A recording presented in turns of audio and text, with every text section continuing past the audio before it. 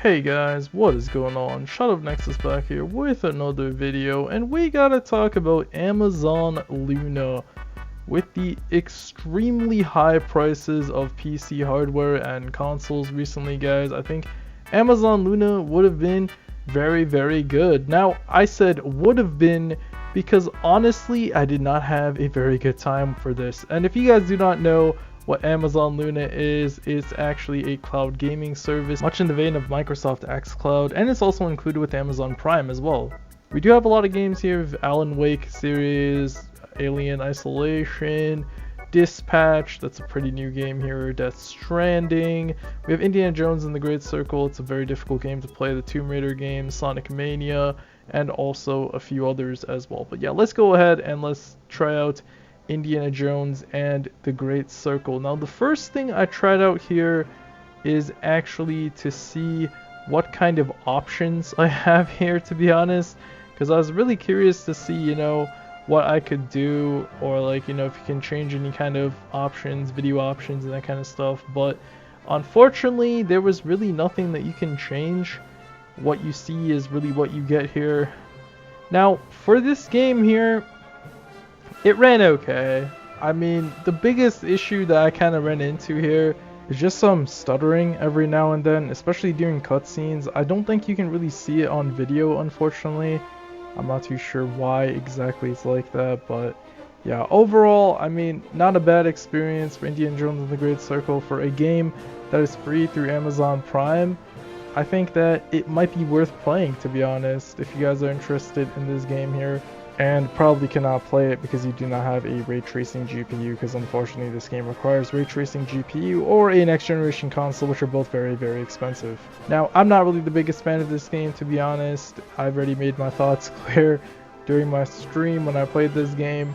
But, I mean, hey, it's an okay game. If you like Indiana Jones, you might get a kick at it, but really don't expect anything mind-blowing or amazing or anything like that.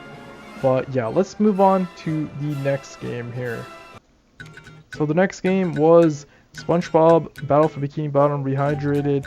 Now with this game here, I honestly could not get the game to recognize my controller. I don't know why. Whenever I was trying to play with the controller, it kept on popping up this notification in the top right here, telling me I could go into the menu. I tried to go into the menu here. This was very annoying. I don't know why this kept on happening here. I don't know if there's some kind of fix or anything for it here.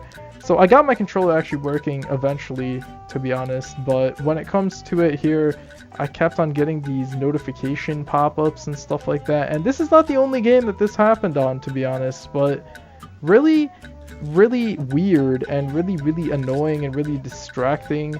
So, I mean, I was not really a huge fan of this thing right here, and this is actually one problem that actually did carry over throughout a lot of games.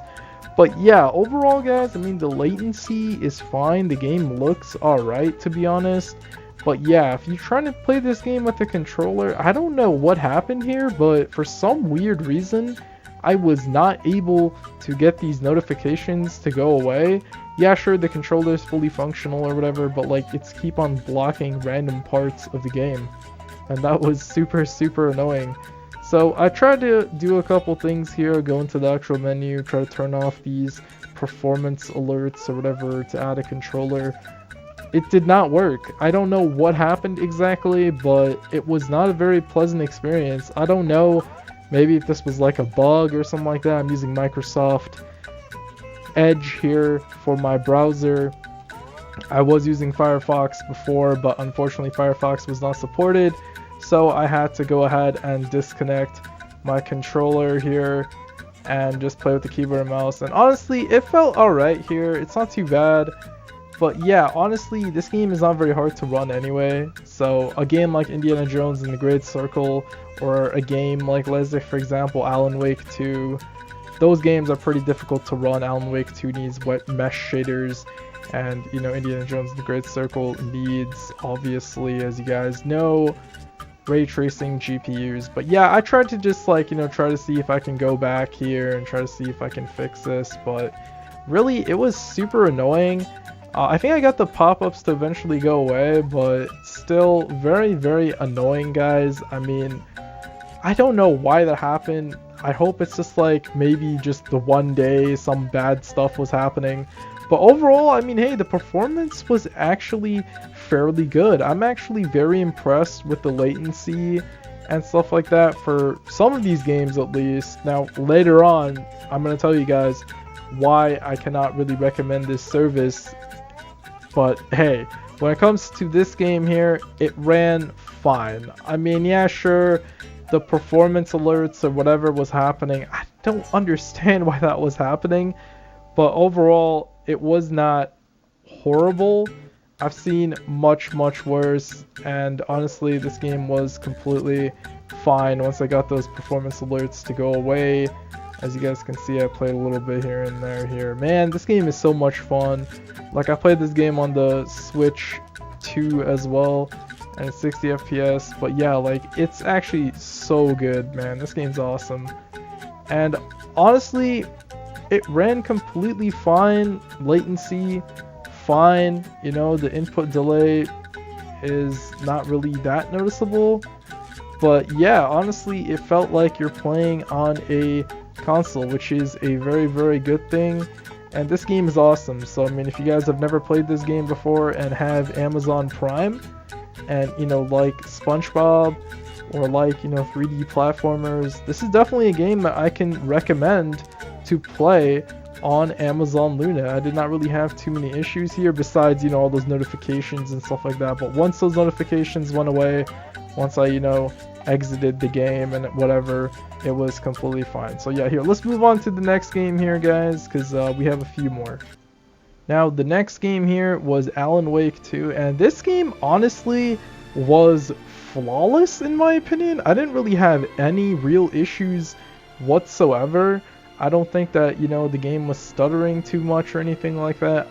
From what I remember, this game played absolutely phenomenally. So I mean, hey, if it comes to you wanting to play either Alan Wake 2 or Indiana Jones and the Great Circle, and if your PC can't run it because you don't have mesh shaders on your GPU, or if you don't have a Series X or PS5, or if you just want to play on keyboard and mouse, hey, Alan Wake 2 runs completely fine here. And if you guys have an Amazon Prime subscription, this is included in with Amazon Prime, like I said before. So hey, this is actually a very good experience. Honestly, the game looks really good here too. I mean, yeah, sure, it's not going to look, you know, as good as if you were playing on an RTX 5090 at like 8K with path tracing and like DLAA, but hey, when it comes to it, the game looks perfectly serviceable, guys. I mean, I was very impressed, to be honest. The game ran really good, and I can say that, hey, this is a home run here for Amazon Luna. This was a very good experience for sure. So I mean, hey, when it comes to Alan Wake 2 and Indiana Jones and the Great Circle, and maybe even SpongeBob as well, if you can get those notifications to pop away, we're looking at a good experience here. So right on Amazon Luna. Now, when I was playing Hogwarts Legacy on here, it was not a very good experience. I mean, there was a lot of stuttering. The input latency was not amazing. The picture actually looked pretty good here. I mean, hey, but when the game is not like running properly because of input lag, and there's also stuttering as well, I have to say, guys, this is really where Amazon Luna completely fell off for me. I think Amazon Luna is a good product here, but Hogwarts Legacy is not very playable here. And also the next game as well, which absolutely sealed the deal of why I cannot recommend Amazon Luna. But when it comes to this game here, guys, yeah, sure, the graphics look completely fine, but overall the game did not look like the game did not play properly. I mean, right? There was a lot of input latency, a lot of stuttering, and when it came to it, I just think that, hey, I mean, I don't really see a reason to play this over the other versions. I mean, this game literally came out on the Switch, and I've never played the Switch version before, but I'm pretty sure that the input latency is not as bad, and the stuttering probably is not as bad as what I saw on Amazon Luna here. Now, to be fair, it is streaming latency, as you guys can see. Wow, oh my gosh, it's actually super visible here. On none of the other games is it really that visible, but wow, you can see it is extremely visible there. And that would happen constantly. Okay, now it doesn't happen that much in the beginning here, because like, you know, this is just a small snippet of gameplay here. But as I kept on playing, yeah, it just kept getting worse and worse and worse. And I literally stream, guys, so I know I have a decent internet connection. I've never had any kind of issues or anything like this with xCloud as far as I can remember. Yeah, sure, xCloud might have a little bit of, you know, input latency, maybe a little bit more here and there, but to be honest, as of late, I don't even think xCloud really has that much input latency. I was able to play a little bit of Lies of P on there, which just proves Microsoft xCloud is fantastic, but Amazon Luna just needs to do better in my opinion here, and the game is not really that playable. So yeah, let's move on to the next game here, because I think this was the absolute worst. Okay guys, the next game that I tried out here was Dispatch, and honestly, this was the worst of the bunch. And this was the game I was actually pretty excited to try out, because I never tried it out and I heard really good things about it. And you know, I do like me some superhero, some darker superhero stuff like, you know, The Boys and also Invincible. But honestly guys, this was awful. I mean, it doesn't look that bad right now. Unfortunately, the footage I captured doesn't really show the lag that well. And also, if you guys know this part of the game, you guys know I can't really show that on YouTube, and I didn't even know that that kind of stuff is in the game. But hey, when it comes to it guys, Dispatch is completely unplayable. The QuickTime events are like terrible. You cannot react fast enough. The input latency is too high. So if you guys are looking to play Dispatch, honestly, Dispatch can run on anything. I think it's on the Switch 1, so just play it on basically anything. You can probably play Dispatch on like, I don't know, like a GTX 550 Ti, maybe. I don't know if that's true. Don't quote me on that, but it doesn't really take too much to run. But overall, guys, I mean, these are the type of games that I was actually looking forward to trying out on the service here, but they didn't work out very well at all. And it's kind of shocking why the performance was so bad here, but I'm kind of just flabbergasted, if you could say any other word.